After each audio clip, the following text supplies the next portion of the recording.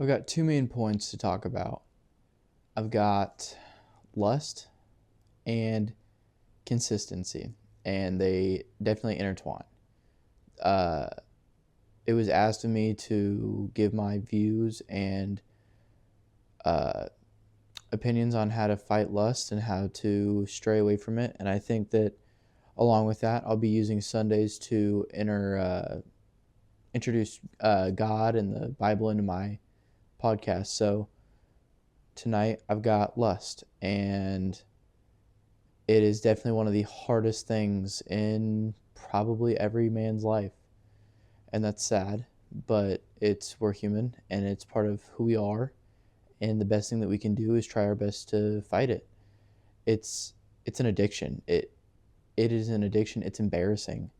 Um, Especially as like a teenage boy, you know, 99% of teenage boys are going to end up watching porn eventually. And it's lustful, and it's horrible to like the imagery that it puts around the sacredness of sex and the sacredness of marriage. It just doesn't allow for that same specialty that it should mean. And there's so many people that will have premarital sex and think that it means that they're like never going to be able to go to heaven, and that's just not the case, because God forgives all. And so in your journey on trying to fight lust, remember that even though it is okay to break, you should try your best not to. And I think one of the best ways to work through that is consistency. Is see see how long you can go without watching a porn, without like looking at a woman and being lustful. Because I mean, we all do it, men and women, and it's something that is bad for us, and it hurts us, and it hurts our relationships, and it's definitely not a respectful thing. And so I think that if more young men could understand that it's a bad thing and work through it, we could have a lot healthier relationships. And that's something that is super important. And I love the traditionalism of a wife and husband with kids. And so I think that fighting lust goes along with what you can do is, have a consistent schedule. And consistency is something else that's really hard, because you go to the gym one day and you want to see improvement, but you don't. You were there for one day. You got to show up tomorrow too, and then the day after that. You can't show up 1, 2, 3 days and expect a change. You need to be there knowing that you are making that change even though you don't see it.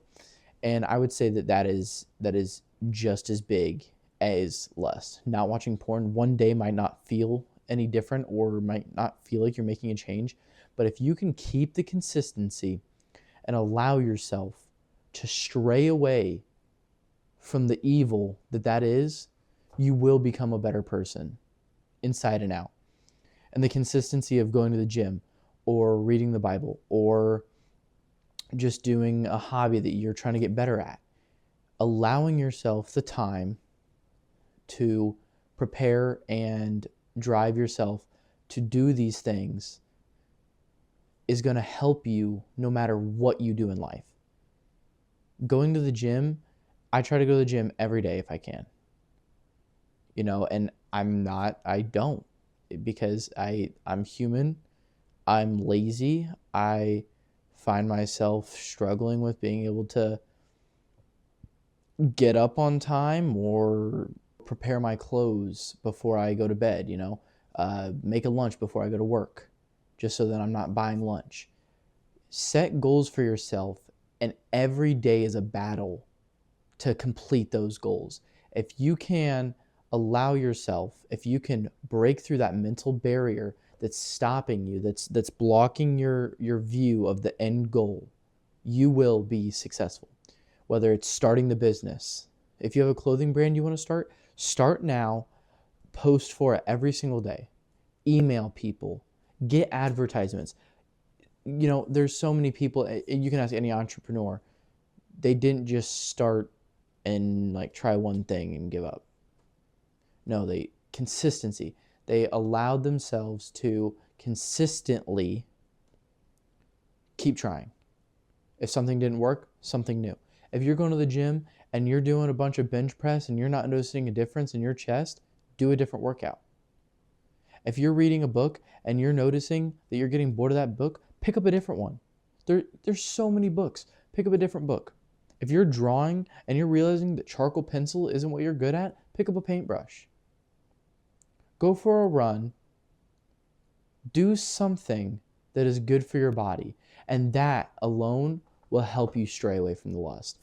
Giving yourself stuff to do and a regiment to go off of, it's going to help keep your mind busy, and it's going to help discipline you so that when you feel like watching porn, you don't, because you have that discipline of going to the gym every day, getting up on time, making your lunch before you go to bed.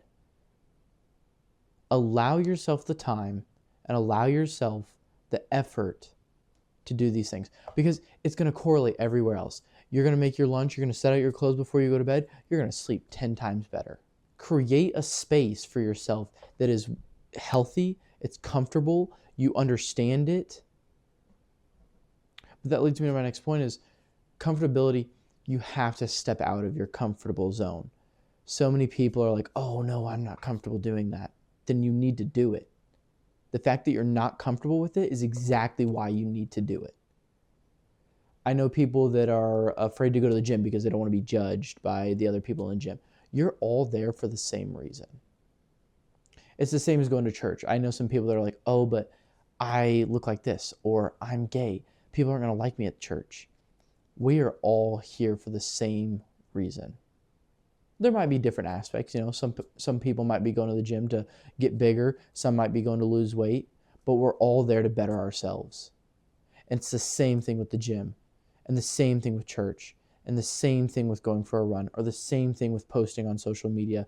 If your goal is to better yourself, it does not matter what other people are going to say. If you know that what you're doing is healthy for you, it does not matter what other people are going to say. Because no matter what you do, somebody's going to say something. It doesn't matter if you're running a podcast. It doesn't matter if you're drawing. It doesn't matter if you're trying to get better at video games. It doesn't matter if you're going to the gym. Somebody is going to have something bad to say. And it's usually going to be somebody that isn't even doing great themselves. And those are the people that we need to pray for the most. Those are the people that we need to love the hardest. The people that have so much hatred in their heart that they're out here hating on other things that people are trying to do to be successful, to be positive, to better themselves. Like take a notebook, right at the top, write goals. Create 3 points. At the top, I want long-term, mid-term, and then short-term. And your short-term goals should be things that you can do today, tomorrow, and a week from now to help you reach that long-term goal. Those midterms should be something that you can do in the middle of that. So say I set a goal for myself this senior year. Come August, my goal is to have nothing lower than a B, right? What can I do before then to prepare myself for that? I can allow myself the time to study before the end of the first quarter. Say here comes August. I write down my three sections for goals, and it's the first day of school. I'm going to walk in. I'm going to go to each class. I'm going to make sure I have a notebook. I'm going to make sure I have a folder. I'm going to make sure I have every supply that I need for each class. And then I'm going to figure out, okay, what's this class about? What can I do to prepare myself to be successful in this area? And that's for anything. That goes for being in a class. That goes for being in the gym. Bring a water when you go to the gym. Bring some headphones. Stay focused. When you go to church, bring a Bible with you. There's Bibles usually underneath the chair. Open the Bible, listen to what they're saying, read where they're at. Make your bed in the morning. Write down short-term goals that you can do. So we'll start with our short-term. I'm starting my senior year, and I'm walking into my English class. And this English class is going to be mostly about writing essays and grammar. The first thing I'm going to write down is essays, grammar. And immediately what I'll do is I'll make sure that I study those things on my own. Something I mentioned last time is you have so much time in a day, so much more time than what people say they have, especially as a student.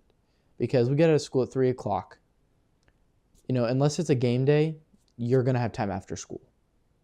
Whether that's between the bus ride to a game, whether that's between practices, whether that's going home because you have nothing else to do, even if that's between a job. Go home, write down your short-term goals, midterm goals.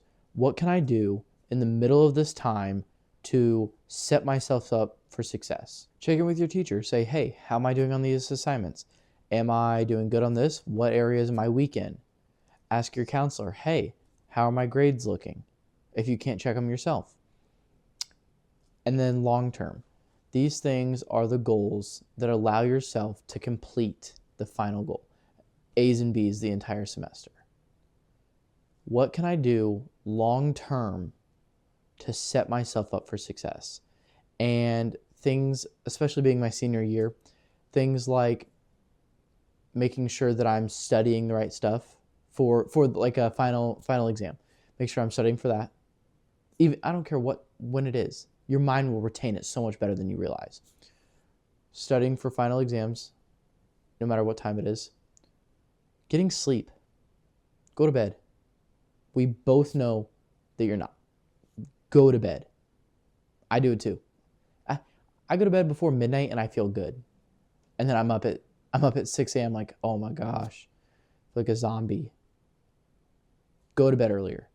You're not losing time. And that's a huge thing that a lot of people feel is like, if I go to bed earlier, I'm losing time for myself because you worked a long day. You're not. You're going to be so much more happy that you went to bed early and got that extra sleep than scrolling on TikTok doing nothing good. But none of this matters if you don't keep going. I can't do good on one test and then just stop. I can't get an A on a test and then just stop trying. You have to do it every single day. You have to stay consistent because no matter what you're doing, as long as you stay consistent, you're going to get better at it. You're probably going to pass any class that you take if you just do the work and you stay consistent. If you just read the Bible, you're going to learn. If you go to bed early every night, or if you go to bed at a good time every night, you're going to get a better sleep schedule. If you're eating healthier foods every day, you're going to get a more toned body. It correlates and it all comes back together. No matter what you do, if you can be consistent, you're going to do better. And that includes lust. That includes stopping yourself and discipline. There's so much discipline included in not being able to control yourself. Because if you're going to climb into bed at night, scroll on TikTok, and then go watch porn, there's no discipline. If you feel like doing that, that's when you should go to bed. Right then, turn your phone off, put it on the charger, turn on your alarm, put it upside down, go to bed. Stop. Watching porn is so bad for your mind, and it's so bad for your heart, especially if you find yourself as a religious person. And I hope that every person that watches this can learn something from that, religious or not. But being able to stray away from that and keep yourself apart, break off of that branch, is going to make you a better person, morally, physically, mentally. You are going to do better if you can stop yourself from doing the bad things. Eating cake. Eat it once a week. Say you buy yourself an ice cream cone once a week. That is disciplining yourself for those 6 other days and allowing yourself a little bit of relief, which is okay. It's okay to break. It's okay to be weak. It's okay to not do everything perfect every day. Say your goal is to be a nicer person. You want to compliment 3 people every day. I walk up to the first person, oh my gosh, I love your shoes. Second person, halfway through my day, hey, that's an awesome shirt, dude. Looks great on you. I get to my third person, it's been a crappy rest of my day. Somebody was being mean to me. I failed a math test. I just got grounded for not cleaning my room. And now I have this person right in front of me, and I can choose to compliment their shoes, or I can make fun of them messing up a paper. It's okay to break, but you have to find yourself and allow yourself to go back to the path. It's okay to stray, but make sure that you're going back. If you break and you watch porn, that doesn't mean you're just done. That doesn't mean you should just do it every night. Say I go a week, don't watch anything. On that 8th day, I watch something. That doesn't mean that I should watch it on the 9th, 10th, and 11th. It means I watched it one day. I was weak. I broke my consistency. It's time to go back. It's time to be on the right path, and it's time to get back on track. And there's so many people that break with that, with going to the gym, reading the Bible.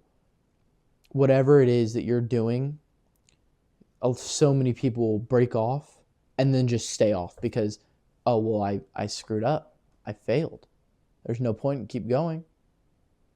You're going to the gym. You don't go one day because you were sick. You don't go one day because you were lazy. You don't go one day because you were tired.